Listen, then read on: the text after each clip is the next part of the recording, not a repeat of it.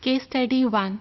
Before putting the question of case study 1 in front of you, आपको in vitro fertilization और fertility treatment के बारे में थोड़ा बहुत मालूम होना चाहिए. Now, before starting the case study, I'm just giving you a general information that donated gametes, that is sperm from the father and egg from the mother, are used in vitro fertilization, and fertilization takes place on a Petri plate simply in the laboratory. After the formation of embryo, it is screened for genetic disorders and then implanted into the uterus of the mother. Similarly, donated gametes can also be used for those couples who cannot produce their own babies. For them, fertility treatment requires donated gametes. Now, it is much easier to have donated gametes than to have eggs. यही वजह है कि donated eggs बहुत कम पाए जाते हैं. Now, there is a simple information that during fetal development, female lay down a lifetime supply of oocytes or of egg. So, it is suggested कि हम aborted fetus को use करें as a source of ova or as a source of oocytes.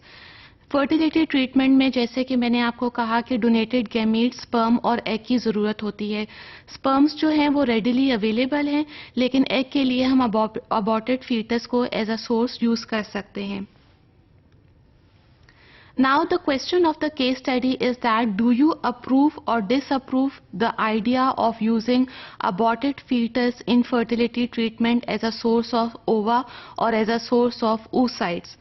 Now, I just want to give you a little history that Dr. Roger Gosden was considered as a pioneer of reproductive biology, and he also described fertility treatments. And it was his suggestion to use aborted fetus as a source of ova or as a source of oocytes.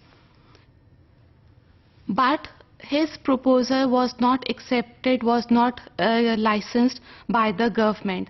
Actually, it depends upon the moral value as well as on the ethical value.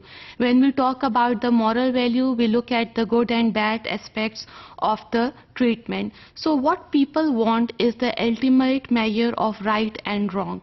And this is the ethics, that we have to give the reasons and the judgment of deciding the right and wrong decisions. Then we can't slowly rely on the opinion of a single individual, but it depends on the public opinion.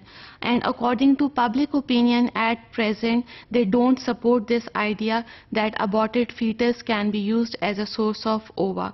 So we simply reject this or disapprove this idea of using aborted fetus as a source of ova.